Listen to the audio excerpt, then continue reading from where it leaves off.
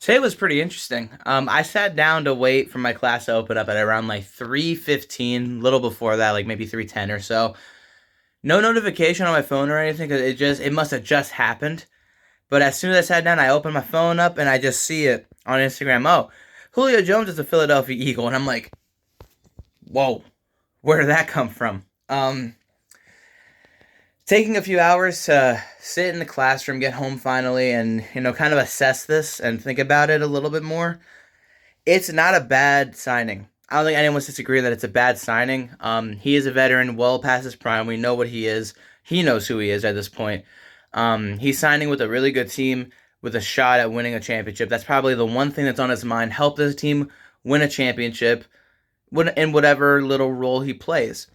For me, I like the idea because we haven't had much success in the red zone when it comes to passing the football, and it showed against the Jets a little bit. But even so, at the same time, Quez Watkins did go on IR with that hamstring injury, so it made sense to get some depth and some veteran leadership in there, familiarity with AJ Brown, and someone that Devontae Smith actually really looks up to as a player. So it makes sense, and I think that this will help open things up because maybe we can get a little bit more creative on the offensive side of things when we're passing the football because that's been the biggest critique, and finally some level-headed media people are talking about it.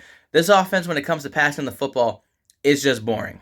They don't really do a whole lot unless if Hurts or AJ or Smith make a play. Like they make something happen. Typically, it's a slant, a curl, a hitch, an out route. Nothing else really unique or verts. Just straight up, just four verticals. You don't see anything else interesting. You don't see bootlegs. You don't see rolling people out of the pocket, motions behind the backfield before the play gets snapped. You don't see any of that, and it's just like I understand we're a college-oriented RPO style offense, but you see what the Dolphins do, you see what the Niners do, you see what the Bills do, and you're just like, man, I wish we could do more of that stuff. And getting a guy like Julio Jones can maybe hopefully bring some of that creativity into mind, given the veteran status of him, the knowledge that he carries with him for playing in so many different systems and being successful for so long, doing different things, along with potentially being successful in what we can do here.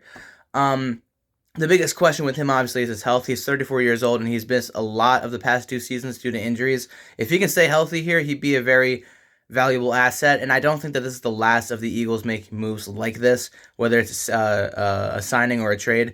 We've been talking about Buda Baker for a long time now, and I really do hope we get him. I know he's on IR as well, but I really do hope that we can get him because of our backfield. Our secondary is pretty thin right now. We don't have Sidney Brown. Eli Ricks went out with injury. We should be getting Darius Slay back. We still have Amante Maddox out for the foreseeable future, so we could definitely use the help. And now Reed Blankenship has a rib injury that we're still assessing. There's a lot going on. So I really hope that the Eagles can do some other things. I don't mind this given now that we're kind of thin at wide receiver with Quez gone. I know you have Greg Ward and Britton Covey, and I would like to see honestly Britton Covey get the ball more in the offense. I know he's mainly the punt and kick returner, but I wouldn't mind seeing some of his speed, get thrown in here every now and then. I feel like that'd be kind of interesting. Give him some like jet sweeps and things like that. Do some more things. But the biggest thing I want to see from the Eagles, outside of trading for people on the defensive side, signing more people before the trade deadline, all of this stuff, which is October 31st, by the way, that is the trade deadline. Biggest thing I want to see from the Eagles is what we saw against the Commanders and the Rams and the Bucks a little bit. After the first 2-3 weeks of struggling to do this, all of a sudden we just kind of reverted back to passing so much.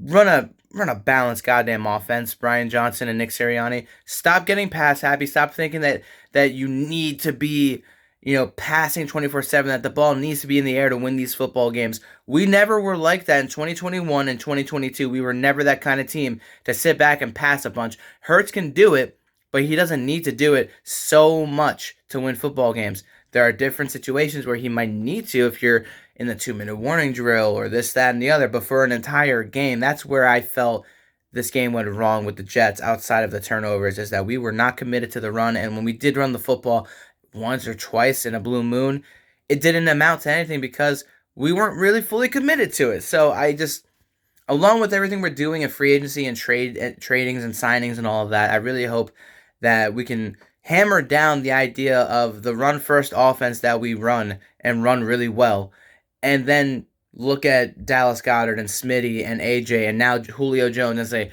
you'll get yours, but DeAndre, Gainwell, Scott, Rashad Penny, those guys got to get theirs too.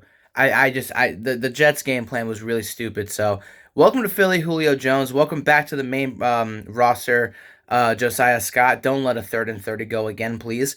And we'll see what the Eagles continue to do. And hey, the Phillies are tonight. I didn't talk about it because I was doing school stuff and all of that. But Phillies tonight. I'll talk to you guys about it after the game is over. So fly Eagles, fly, go Phils. I'll see you all next time. Take care, y'all. Peace out.